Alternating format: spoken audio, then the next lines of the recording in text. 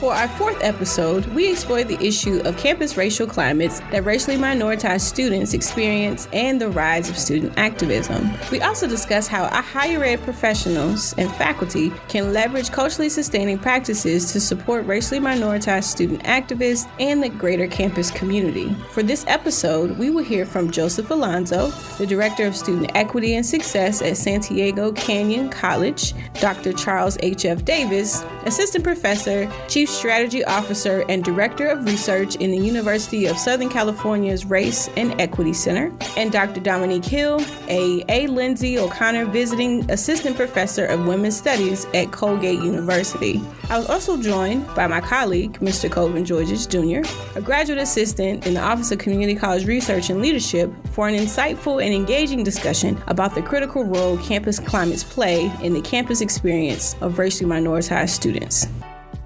Thank you all for joining us today on this new episode of our Equity Speaks podcast. The topic for this episode to talk about campus racial climate. I will allow our panelists to introduce themselves, and then we will jump into our questions. My name is Joseph Alonzo. I am the Director of the Office of Student Equity and Success at Santiago Canyon College, which is in Orange, California, just outside of Anaheim, just outside of LA. In my professional capacity, I provide administrative oversight for our campus-wide equity initiative, which every college has in the state of California. And that initiative focuses on reducing equity gaps for disproportionately impacted student groups, most of which include racially minoritized students. I also provide guidance and support and was co-creator of our Equity Core Teams, which is a team of equity-trained and equity-minded faculty members that have been trained in cultural humility. There's about 14 of our faculty that have gone through the training, and the model that we're using is that our teams will then train other faculty on campus to also be equity-minded and utilize the cultural humility model. I oversee all equity-focused professional development on campus. I oversee the Hawks Nest Food Pantry and Basic Needs Center. I oversee veterans. I oversee scholarships, our new program, which focuses on the success of Black or African-American students. I'm the co-chair of our Dreamer Advisory Group, our Guided Pathways Leadership Team, and I also facilitate and implement our Campus Climate Survey, which is a partnership with San Diego State. 2 years ago, we surveyed over 2,500 students, and we're going to have another survey this spring. This is Dominique. I'm currently the A. Lindsay O'Connor Visiting Assistant Professor in Women's Studies at Colgate University, where I teach classes on Black feminist theory, girlhood, and feminist pedagogies. I typically build equity and anti-racist work into all of my classes. The current classes that I teach, one being an Intro to Women's Studies class, is very built on very much centering on looking at the history and the realities of race and racism as it pertains to the university that our students are currently on. So them going into the archive and looking at those things. And currently in the Black Girlhood class, thinking about how do we create pleasure-centered and celebratory spaces in the face of racism. Some of the other things that I currently am doing is due to a racist incident that happened last semester. We have been organizing at the center Breathe events that are dedicated to sitting and building community and doing mindfulness work, but also thinking through how to build intimacy, not as a result of crisis, but to really build intimacy prior to. Some of my other work outside of the classroom deals with using performance-based work and art as a mode of telling narratives around racism, equity, and injustice. Hi, my name is Charles Davis. I'm an assistant professor of clinical education at the University of Southern California. Previously occupied roles as the Chief Strategy Officer and Director of Research at the USC Race and Equity Center. Prior to that role, I was the Director of Higher Education Research and Initiatives at the University of Pennsylvania's Center for the Study of Race and Equity in Education, where I ran our campus climate research portfolio. Subsequently, I've served on the advisory board for the National Assessment of Collegiate Campus Climates, which is housed here at the USC Race and Equity Center, and have done that work for the last 6 years. My research and teaching largely focuses on activism and student movements on campus and beyond, which we consider to be a symptom of campus climate issues. My teaching has primarily focused on issues of race and racism, systems of domination, structures of oppression within education and its social context. This is going to be a very rich conversation. All of you all's backgrounds in terms of research, your practitioner spaces, the spaces that you're holding on your campuses. I'm really looking forward to this conversation. So let's dive right in. This past decade, institutions of higher education have seen an upsurge in racially motivated incidents. Based on a 2019 report on hate and bias at college campuses, 67.65% of respondents experienced racially motivated biases and 54% reported experiencing hate speech based on their race, sexual orientation, religion, disability, and other traits. Also, Joseph, as a community college leader, you have written about how students of color have experiences with racial microaggressions and stereotypes in the classroom and on campus and how it hurts their overall success and retention. What are some culturally sustaining practices that higher education professionals can use to maintain a campus climate that is intolerant of institutionalized racism while also creating a sense of belonging for students, especially those holding multiple intersecting minoritized social identities? Yeah, I really like that question, especially the end, because I think that specifically pertains to our campus as far as students holding multiple intersecting minoritized social identities. Just to give you a little bit of context, Santiago Canyon College is situated in Orange County, which historically has been like a neoliberal or conservative stronghold in Southern California and recently turned blue. With that being said, we are on the east side of Orange County in Orange, in a well-to-do area. We are a part of a community college district, which means there are two colleges within our district, Santa Ana College and Santiago Canyon. And the reason I mention that is because Santa Ana College historically has been seen as the community college that serves the people, like the one where the Latinos go to, the one that the Asians go to. And it's situated right in the center of Santa Ana, which itself is an urban hub. Every stereotype that you would assume is situated neatly within this nice little urban area. And the reason I say that is because I worked at Santa Ana College, and we always viewed Santiago Canyon as kind of like the college on the hill where the white students would go. And so when I had the opportunity to get promoted and work on our equity initiative here at the campus, I realized quickly through data and through personal observations that this wasn't a white-dominated campus by the numbers, I should say. But what I did find was that the students that were most active and the students that were holding positions of power were white. And so I started talking to people and talking to stakeholders, and I realized quickly that a lot of racially minoritized students felt like they didn't have a voice here on this campus, even though they had the numbers. And specifically, one anecdote I'd like to share is I was talking to a communications professor about her observations here versus at Santa Ana. She also works as an adjunct professor in Long Beach. And it was right around the time of the 2016 election of the president. And she was telling me that there was a lot of derogatory language, racist and other bigoted language being used in her classes. And she said, at Long Beach, the students rose up and said, no, your language is inappropriate. You need to change your language. And at Santa Ana College, the students rose up and said, hey, that's inappropriate. We don't use those types of words. These are the types of words we use. She said, but interestingly, here at Santiago Canyon, she said her racially minoritized students kind of sunk in their seat and they really didn't say anything. And so that kind of gave me a really good understanding that the students here, they are here in numbers, but we haven't provided them with a voice and we haven't provided them with space. And so in my 4.5 years of being here, that's something that I've tried to do is I've always tried to provide voice to students. We've had focus groups with students to provide input, not only on formal campus-wide initiatives, but also on informal programming and activities that we have. I've worked hard on creating and co-chairing the Dreamers Advisory Group. After 3 years of trying, we finally established a Black Student Union on campus. And last year we became an Umoja affiliated campus. But I also feel like you can't just rely on programming. You have to have strong leaders from the top down that are going to be willing to take chances and utilize some of their cultural capital to create policies, to create resolutions. You're going to need board members that are going to create board resolutions. And that's something that I'm really proud of our district is that whenever we've seen the winds changing, our board and our executive leadership have ball passed resolutions saying that we're going to remain an inclusive campus. We don't tolerate hate speech.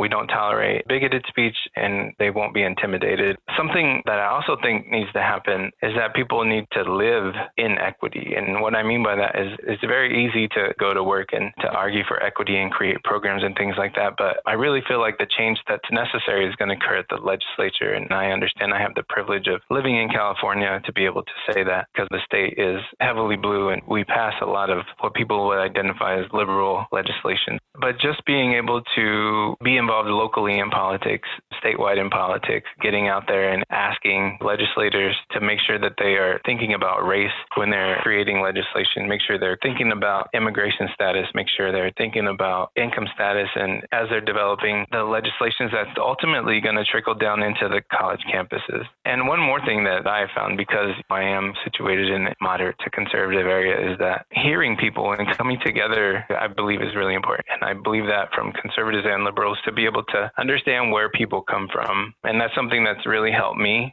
Someone that's taught me a lot is Veronica Neal. She works at De Anza College. And she said, you can't always call people out. Sometimes you got to call them in. And that's something here that has worked for me at the college. At one point, there was a faculty leader in the academic senate. I was facilitating an equity retreat. I said, at some point, we're going to have to get to a place to where we stop blaming the students and we start looking at the institution to change and to create success for these students. And he replied to me, well, when are we going to get to a point to where we realize that these students just genetically are not ready for college? Like, when are we going to realize that? We've been trying to help these students for years. When are we going to get to that? And I think that would have been a really opportune time to be like, racist. But I didn't. And over the years, I've just tried to work with him. And he's actually gotten more involved in our equity work as a result. He's one of our strongest allies now. I'm not sure if he fully understands the work or is fully invested. But I know that if I had called him out in that way, that he would not be the ally that he is today. I'm not saying that all of the relationships that we build are going to be perfect. But seeing that he is one of the major power players on our campus, it was definitely necessary. Dominique or Charles, would you like to hop in? The only thing I will add is just to echo the overall sentiment of a need for us to shift to an understanding or a mode of institutional responsibility as we think about the climate and conditions within which students are expected to live, work, and learn. As was alluded to, so much of that often gets placed on the student as being solely responsible for their circumstances. And it's interesting that when we think about student success at an institutional level, we typically try to find everything except for racism to explain racial disparities in student success outcomes. And so when we think about actually taking responsibility and ownership of the ongoing and historical patterns and legacies of racism that our institutions have perpetuated, that has to have some role to play, if not a significant role to play, and why students are often not able to persist and sustain toward degree completion or to transfer. And I think that's just a really important shift that institutions should be thinking about, because it's very easy to pass the buck. And this is sort of what we see. Colleges and universities are passing the buck to high schools. High schools are passing the buck down to other K-12 institutions. Those schools are then passing it on to parents. And so we see this sort of continuous shifting of who should actually be responsible for taking care of our youth in this particular set of situations. So I think it's just really important we focus on what institutions can and should do in ways that would support these specific students if they have initiatives that are already designed to support predominantly white students who have benefited from various programs and services to which we've been often excluded. This is Dominique. I'm sitting with what everybody has been saying, and I've also just been thinking about the different contexts in which people work. Thinking about schools, for example, where it's about $70,000 a year to go to school here, and thinking about the particular types of students of color who come to this particular institution, and the sort of changes in demographics of now more recruitment of students of color who have come from boarding schools. And so how that then shifts these particular dynamics around the needs around race, the needs around understandings of culture, but then also the particular hardships that students experience when they come to a space that is in the middle of nowhere, that is cold, that has about the same amount of community population as it has students of 3,000, but then also this huge disparity around class. And so thinking about that level of accountability, but then also thinking about the ways that we might think about normalizing radical justice work, for example, as a practice. The ways that recurrently students are talking about activism and feeling like they don't know what's happening or what happened here before, but there's obviously opportunities to archive this work. There's obviously opportunities to capitalize upon this. And then also thinking about the particular barriers in terms of, although, for example, at this particular university, there's a huge class disparity, but everybody that goes here is not rich. And so when we think about, for example, attendance policies, and what I've been doing in my classes is thinking about a universal design. Like, I don't care why you need to miss class, but if you need to miss class because of wellness, because you need to get yourself together together about something that happened, or if you need a break, or if you need to tend to your mom, ways that don't require students to have to out themselves about the fact that they didn't come to class, for example, and speaking to a student who had a hold on their account and they felt that it was embarrassing to show up not prepared and not able to make this request of a professor. And so really thinking about how can these systemic or practices that seem normal, how might they actually estrange students from the learning process? All right, thank you for that. So our third question is, in a recent publication titled Student Activism, Politics and Campus Climate in Higher Education by Dr. Dimitri Morgan and Dr. Charles H.F. Davis III, the concept of institutional amnesia is highlighted. This is where white faculty and staff either reconstruct the reality or forget how their campus environments have historical past rooted in racism and discrimination against students of color. Students, faculty, and staff of color still experience this type of treatment on college campuses today. When thinking about institutional amnesia, do you believe that requiring higher education professionals to learn the racist historical past of their campuses is enough for them to be able to consciously design policies and distribute resources that are equitable for all students? Why or why not? I think the short answer is no. We all come from communities where the saying is, if you know better, you do better. And this country is for a very long time what it is and what it's about and how it got its genesis. And that has not prevented it from perpetuating this particular system of power. I think that there is some usefulness in part because, as Michael Eric Dyson said, and where I pulled this phrase from, is that America, much like our post-secondary institutions, are committed to historical amnesia wrapped in nostalgia. So not only do we misremember or forget where it is that we came from, but then we romanticize what that looked like. And so we can think of no other perfect time to have this conversation than on the heels of Martin Luther King Jr.'s national holiday and birthday. We'll have MLK celebrations on their campuses, yet be very deeply vested in white supremacy in various kinds of ways. This romanticization, as well as forgetting of the historical legacies of racism, are the things that often do damage when people want to act as if these things are brand new. Or when we see Richard Spencer show up on the campus of the University of Virginia in Charlottesville, and everyone wants to be in shock and awe, and we don't want to even remember the fact that Richard Spencer has 2 degrees from UVA, that UVA itself was founded by Thomas Jefferson, who himself used slaves. So I think that the combination of those 2 things is that we both can't misremember or lack of remembering where we came from, but also can't pretend that it was something other than what it was. That integration was a violent experience for those that first came to these campuses, and not something that we can't not commemorate, but we need to commemorate in its truth and in its honor and in the fullness of that story. I think it would behoove institutions to ensure that that becomes a part of that work. And I think, speaking to my other colleagues' points about the role that student activists have to play, that many student organizers and activists are taking it upon themselves to do the unorientation and sort of the different type of campus tour that gives you a sense of like, this is not just a building that has a name on it, but in fact that name means something. That it's not just the Woodrow Wilson, for instance, but that Woodrow Wilson himself was a historian that perpetuated white supremacy and anti-Black racism through his work. And so I think that we need to take some of those cues, and one of the instructional sort of pieces from our book, and it may seem very simple. People always ask, like, what can we do about these student activists? And our first directive is to listen. Students have their finger on the pulse of what's going on, and they can both diagnose the problem and provide a prognosis for what can be solved. And I would say that, yes, that's at bare minimum. Faculty and staff should be familiar with the institutional legacies of racism on their campus, but it would be a necessary yet insufficient condition for them to change their behavior.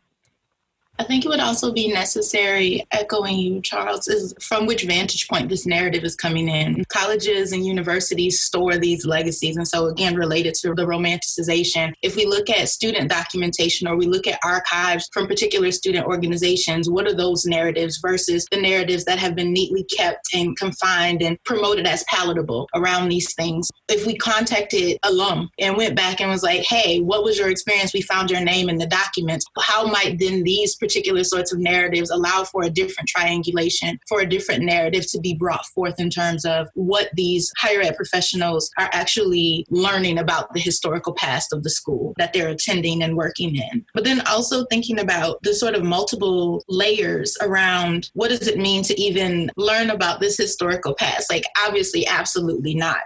Learning what happened doesn't convert to minimizing its reoccurrence, right? So then also interrogating how radical is the work that's being put forth. So when we think about policies, at least for me, I see, as someone who's had an opportunity to attend universities and then come back and teach at those universities, to see there's this repetition of, oh, y'all still doing this. Oh, And so, you have a decade in between. Okay, look, we did that then. If we're going to do it again, great. But how are we going to do it better now? And really being able to think critically about that, and then think about how do we unpack these ideologies that are saturating why we keep coming back to the same idea that feels good, that we're okay with implementing, but it's not doing the necessary work of shifting. Yes, this is Joseph, and I agree with my colleagues. I would just like to say that from doing this work here, and I'm sure my colleagues being at Colgate and USC can attest that when you're one trying to fight against the institution, a lot of times you become the one and the person that is always leaned upon to do the work. And so I would just like to say it depends on who's delivering the message, who's going to research the institution, and then who's going to deliver that message. And after we decide that, deciding on is your institution ready to hear it? And if you decide, okay, yes, they are, then what's going to happen after that? There's a lot of fatigue that comes along with this work. And when you're identified as the one, not only are you going to be the point person for all things diversity and equity, but you're also going to be the person that students come to, that allies come to, and it's aware. So when I saw this question, that's the thing that I kind of thought about. Who's that work going to fall on? Here at this institution, I imagine it would be me. And there have been times where I have kind of tapped out. And it wasn't because I don't appreciate the work or I'm not passionate about the work, but it's just like one of those things where, I had to balance my self-care with my work life. And ultimately I decided, I wasn't really ready to engage in a certain activity or something simply because I knew that it would do harm to myself. I think it depends on whether or not the institution's ready and who's going to do the work and who's going to deliver the message. I wanted to just pick up on that point. We talked a bit about shifting to a mode of institutional responsibility. And I think an important note that's mentioned here is so often that for institutions is finding sort of the elder statesperson that's Black or brown. They can put in this role, whether it's a chief diversity officer role or some other senior diversity official role, this expectation that they themselves will solve all of the institution's problems, or a select few that's in a task force or a working committee. And when we think about institutional responsibility, that means as a whole, that everyone at the institution, but especially white folks, right, when we're talking about racism and white supremacy, have a responsibility to be engaged in this work. And it can't just fall to those who work in sort of these critical studies paradigms or those who do really important set of work and recruitment retention for our students there. And I think that that's even more important so we don't go into this space, as we know from the literature, of cultural taxation and the things that people of color routinely experience by having to carry the load of their colleagues for either not doing the work, but actually doing things that are detriment to the work, and then having to receive all those various students, whether you're in a clinical role, you're a visiting professor, you're a part-time staff member or full-time administrator. Often the taxation that comes along with this idea of institutional responsibility simply, again, just passes the buck to say that not just that our students are responsible for their own sets of problems, but that the people with whom they identify the most that are professionals are also responsible, even if that's not their area of expertise. Thank you for that. I was thinking about that as well, specifically in terms of how schools will, for example, create new initiatives that actually came out of a particular moment of resistance or contention, but won't lend itself to the credibility fact that this new idea, which is working well, actually came out of a moment of tension, and then really erasing the work that was done and the people who worked really, really hard to help the school arrive at this idea. And so really thinking about the sustainability practice of maybe linking the fight and the tension and the challenges that have been put forth by these bodies that have been taxed and usually experiencing fatigue, but also then giving that credit to that, but then also showing the linkage between, oh, now we've arrived at this idea. So it's often the case that the rest of that gets erased. The people who did that work got erased. And then it just seems as if the institution cared about X group of students, or the institution cared about inclusion, or the institution cared about accommodations for people who can't move. You know, living on a hill, accommodations are rough here. You really can't use a wheelchair with mountains, really. So thinking about how easy it is for us to erase the work, the bodies, the people who did the work that then allowed for even the cultivating of such a policy that would show up on paper. All right, thank you for that. Our fourth question is, across the country, faculty, students, and staff at predominantly white campuses continue to collectively mobilize to challenge social injustices, a topic, Dr. Hill, you have written about based on your experiences with activism. When thinking about activism specifically related to dismantling systems of racism and white supremacy, what culturally sustaining practices can higher education professionals utilize to best support the needs of activists, whether they be students, faculty, staff, or members of the community? Also, what tangible and intangible strategies can activists use when fighting for and dismantling change in systems that were not designed for their success?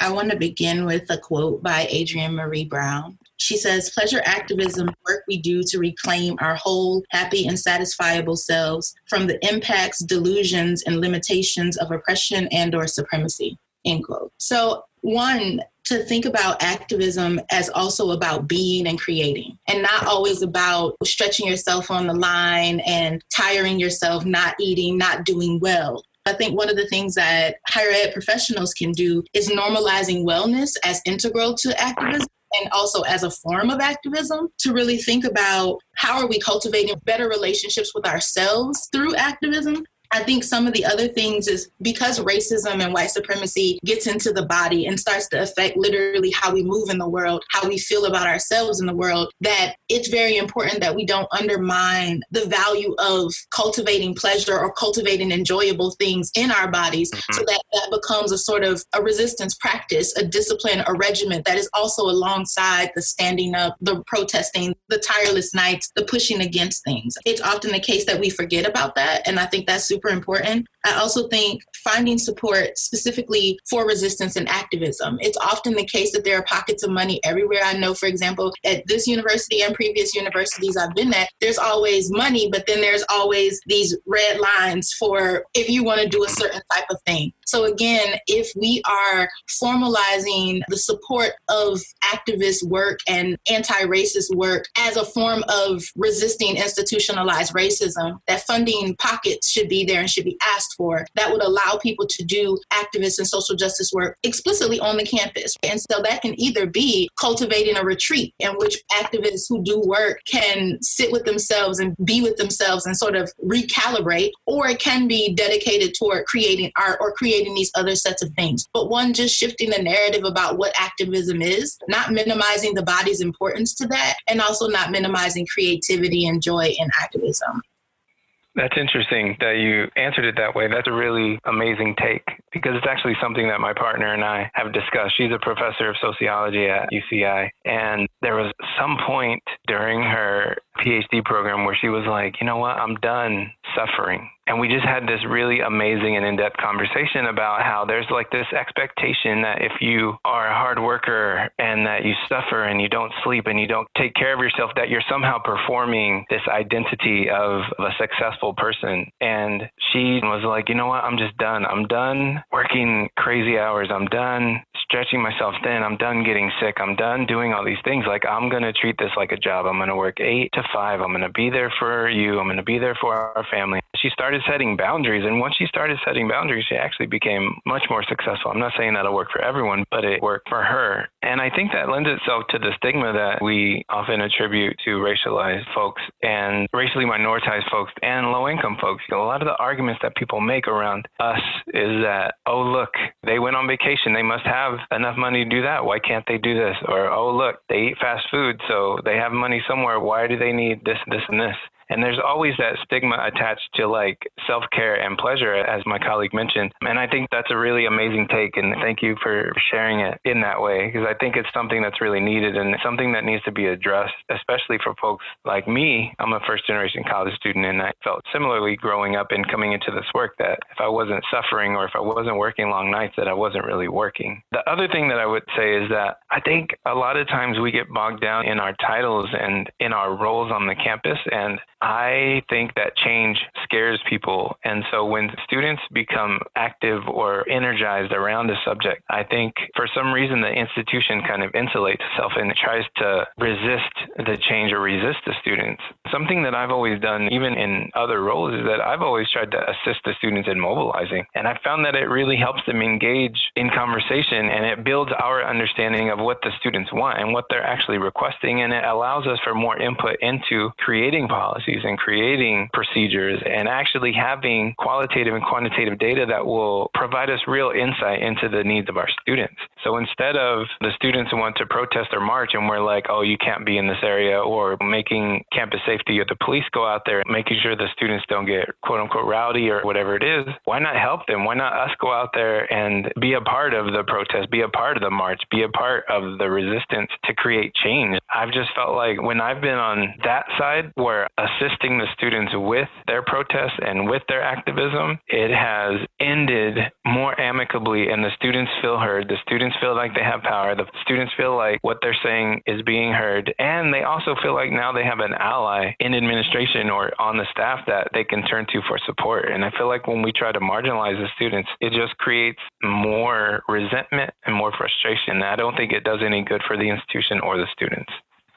I very much appreciate sort of a paradigm shift that we're calling for, and thanks to Dr. Hill for bringing in Brown's work on this particular topic. I think in addition to being able to both shift that focus as we think about some of the material conditions and things that students are dealing with, I think one thing that can be helpful to kind of pick up on the role that faculty and staff can play, but also folks who study and work on the study of higher education, that I have found in our work of working with student activists in part that often for students, they don't ultimately understand how these institutions work and sort of the complex bureaucracies that have been ingrained, which really are disorienting as students are trying to issue demands and make calls for certain things to happen. So I think one thing that could be really helpful is being able to coach students through understanding higher education governance, for example, and the way that these places are actually structured that would lend themselves to know where they can officially place appropriate targets when they're trying to get certain things done. So for example, we're looking at issues of faculty diversity. Yes, you could sit in the president's office, and depending on your institution, that might be an effective strategy. But if you're at a big R1 institution like USC or some of the other places, you would probably be better suited to go to a provost office, to lead with the chief academic officer of an institution who's actually in part relating to faculty, or the academic senate, or places that are more directly aligned, opposed to perhaps a president that's more concerned with fundraising and external relations. And I think that that is something that's very simple and easy enough to do, but often a thing that we don't think about when students are looking at their own efficacy of an ability to get institutional change to happen is whether they're finding the appropriate targets for the interventions that they're prescribing. So I think that can be, also a strategy that faculty and staff can lend themselves to just help them know how these places work. We've been here for a lot longer and we'll probably be here a lot longer than they will. And we know, if anything, about administrations, that they're really just trying to wait folks out. And so if you can help them within that 4 to 6 year path, understand how these places work, they can ultimately be more effective in achieving things that they want. Those are really super important things. When I was in Southwest Ohio and we were doing work and came up with the Mobilize and Anger Collective after the killing of Mike Brown, the murder of Mike Brown, intergenerationality became super important. So as 3 faculty of color who wanted to mobilize, one being a postdoc myself and then other 2 being pre-tenure, feeling compelled that something had to be done, but also recognizing the risk in those things, the intergenerationality became super useful, but also the cross-unit support. So having staff, having faculty, having students all come together to make space to come up with what are we going to do? How are we going to do it? How are we going to make sense of things? Like you were mentioning, Dr. Davis, to pull in together what do the processes actually look like realistically, but then also creating that sense of support so that students don't feel estranged in terms of being able to not feel like it's either they're at it alone, they either have to drop out of school to do this work, or that they can have people sort of moving things along while they're also still in classes, while they're also still doing things of support. I think those sort of cross-pollination approaches are super to actually get stuff done. I was thinking about a time where, as an administrator, I found myself in a precarious position with my students. I think it was around the time where we had the verdict from Trayvon Martin's trial, and the students at the institution that I was at, they decided to have a die-in for the amount of time that Trayvon was on the ground before he was picked up and moved. And as an administrator, the students were looking to us to be like, well, what do we do? Where should we go? We need your support. And trying to kind of tell students more about what you were talking about, Dr. Davis, in terms of this is kind of the way the system works, and this is where you can do this, and this is where this would be most effective and most feasible. So even as an administrator, I just found myself like, I can't die in with you, but I can be there with you. I can't advocate or be an activist in the way that the protesting and certain things while I'm a part of this system. More so, I can do what I can on my end in the way that I use my agency in the space that I uphold versus the means that they wanted to go about it. So yes, that definitely is a large task for anyone who's engaging in campus climate, racial climate, working with student activists or anything like that on a college campus. So yes, very thought-provoking. For our last question, how does campus racial climate affect the college pathways of racially minoritized students? There are a number of frameworks like guided pathways that were designed to support community college students' academic success. How can frameworks do a better job of considering how the campus racial climate impacts racially minoritized students' academic success and overall well-being? I'll start since we are implementing guided pathways right now. I do feel like there is an opportunity right now to create a model of guided pathways that will support racially minoritized students. I don't have faith in the way a lot of campuses are implementing it, but I hope that with us being in our infancy phase of creation and implementation, that we will create an equitized pathway. And I think it kind of speaks to what you were just talking about, your capacity and whether or not you could participate in activism or in the protest. I think that ultimately we get down to this is a capitalist society that functions on quantitative outcomes. And ultimately, I'm in the same boat as you in a lot of ways to where I have to rely on my salary to sustain my family and childcare and cars and those types of things. And so in that way, I feel like as administrators, while we do have to push and resist, there are limits to our ability to kind of rattle the cage. And so something that I've done is I've leaned on faculty who, at least at our campus, have a little bit more freedom to say the things that I might not be able to say and to do the things that I might not be able to do. And so this is one of the areas where creating an equitable guided pathway for our students, because I sit as a leader on the professional development inquiry group where we create all of the trainings for our guided pathways task force. But we've also strategically placed faculty that serve on our equity teams in the other groups so that they can advise and provide input on the creation of the guided pathways so that we are focusing on these students and creating opportunities for these students. I've done research, and as I said, my colleague and dear friend, Veronica Neal, has provided me with some literature on equitable pathways, but I really haven't found a model that works specifically for racially minoritized students. I know that some pathways that have worked for these students have simply raised everyone's boat, if you will, but not ones that are closing the equity gap. We're in our second year of implementation, so hopefully we'll get to a point to where we are focusing our pathways and focusing our resources and services around racially minoritized students, with our Mojo program being one of those programs. I think about this question and I think about having an opportunity to look at guided pathways and also coming through enrichment or bridge programs related to education. I think these programs provide a sort of communal space for bringing together and forging relationships or networks for students. When I think about some of the students that I have right now who have come through programs, when looking at it feels similar, like a first generation program or a bridge program, if you will, I think about the opportunities that get touched upon but don't get necessarily spelled out in terms of creating opportunities and networking that connects students to internships or connects them outside of where they are located in terms of being in school. When I think about, for example, the Posse program that sends a posse of students off to college and do this work together, which is super, super important. But then also related to this idea of amnesia, there are obviously faculty of color, staff of color, or students of color who have come through these schools in these spaces. And so by giving students not only a new network, but a network to be able to tap back into that history, one gives them a sense of legacy, but also a sense of strength in terms of the fact that if these people finished,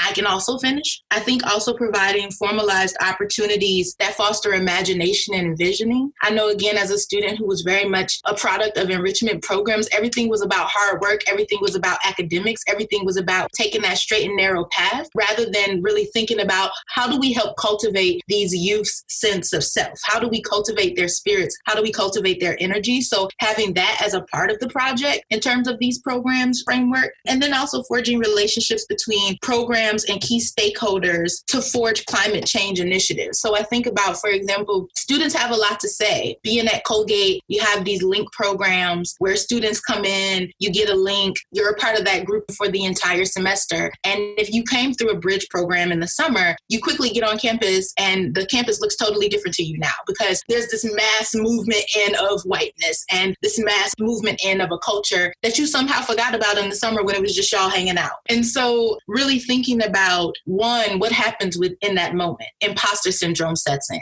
I can't tell you how many students of color have come and talked to me about now them not feeling capable. And I'm just like, sweetie, you got here just like everybody else, or feeling like they can't adjust to the culture. So how do we then forge opportunity? You have first gen programs for students. Why not first gen programs for faculty that allow students to pair with faculty to sort of cultivate a sense of hope, but also an understanding of we didn't show up refined as we are. Like we've gone through these pathways in similar ways that they have that allow them to see the sort of trajectory as both iterative and absolutely possible. I think is something that's super important.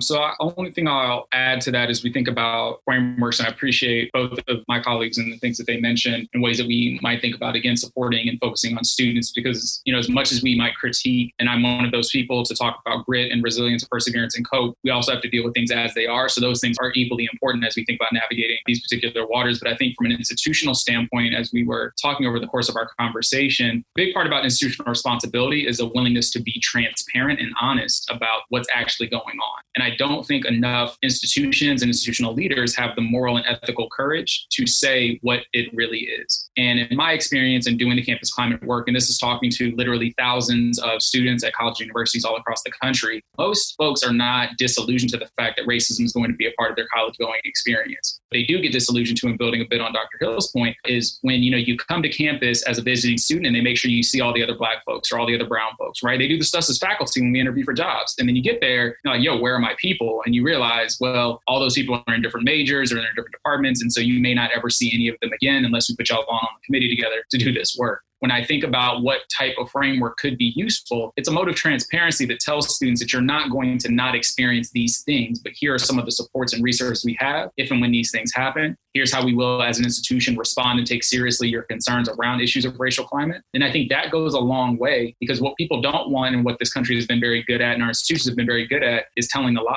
and perpetuating the lie, then asking us to believe and internalize the lie. And then when we come to see the truth, we're almost broken in two and left in parts instead of being whole, which is what we should be doing as institutions. And so I think that becomes a critical part of something that we have to adopt, is what is this mode of transparency, and radical transparency at that says we're willing to tell the truth, because we can't have any level of reconciliation if the truth cannot be told. Wow, I'm full just to have a real conversation about the realities that our students are facing, that our faculty and staff are facing on their campuses, and really what that looks like now, what the realities are. And so for us to not get amnesia about what actually is going on, but for us to be present and see and to act upon what it is that we see in the best way possible, but to also practice care, self-care for our own selves and for our students and those that we serve in that same manner. This was a great conversation. If you all have a social media handle or a website or places where people can find you, if you'd like to share that, now would be the time to do that. You can find me on Twitter and Instagram at HF Davis, and my website is hfdavis.com. You can find me on Twitter and Instagram at Dr. Hill Groove, groove as in grooves in the heart. Well, we thank you all today for being with us, for having this candid conversation, and for keeping it real, for giving us the truth, and for speaking about an area of education that we need to be present and be truthful and honest about. So thank you all so much. Thank you. Thank you all. To close out our episode, we would like to thank our panelists, Dr. Dominique Hill, Dr. Charles H.F. Davis III, and Joseph Alonzo, for speaking with us today. Your expertise and insight on campus racial climate will be helpful to campus administrators and faculty as we work together to dismantle institutionalized systems of oppression within post-secondary education. From today's podcast, we have learned that there is still so much work to be done, and we have to be mindful of our self-care. As Dr. Hill mentioned, faculty and staff administrators must cultivate culturally sustaining practices that normalize wellness as a form of activism. So often, we see that the work of activism is tiresome and exhausting for both students and professionals. However, we must develop healthy routines and habits that will allow us to be the best allies and support mechanisms for students. Our panelists mentioned there are some faculty and staff who fight against the racist and white supremacist structures that dominate our college campuses daily, and in doing so, they become the one that the institutional community rely on. Our panelist, Joseph Alonzo, mentioned that these folks become burned out and fatigued by doing this work alone. Therefore, we need to develop a more sustainable practice where the work of ensuring campuses are safe, equitable, and inviting for all students, particularly those from minoritized racial backgrounds, is the responsibility of all professional staff and faculty, especially those who are white. People of color should not have to burn themselves out regularly while attempting to dismantle the very systems that they did not create. We are reminded by our panelist, Dr. Davis, that faculty and staff should not romanticize about the troubled history of higher education, but recognize and acknowledge that the reality that these institutions are rooted in racism, slavery, and white supremacy do exist. Dr. Davis reminds us that integration was a violent time for people of color attempting to enroll and navigate through college campuses. With that being said, faculty and staff should make intentional efforts to learn and understand the histories of their institution if they are genuinely invested in their students' success, especially student activists who are regularly organizing for systemic change. Faculty and staff have a responsibility to equitably support the growing needs of student activists by providing resources and funding opportunities that focus on anti-racist work. When students are assisted with these efforts, this allows for meaningful and transformative relationships to be established with campus administrators. In this way, administrators are able to gain more input from students, both qualitatively and quantitatively, when designing policies and procedures that will impact them. When there is a divide between students, faculty, and professional staff, this causes more resistance from students, which is not effective long-term and will not lead to favorable outcomes for anyone. Once again, we would like to thank our amazing panelists for their thoughts and insights on this critical topic, and we would like to also thank our listeners for joining us on another episode of Equity Speaks, Culturally Sustaining Stories in Education. Stay tuned for our next episode where we will discuss culturally sustaining practices within institutional types.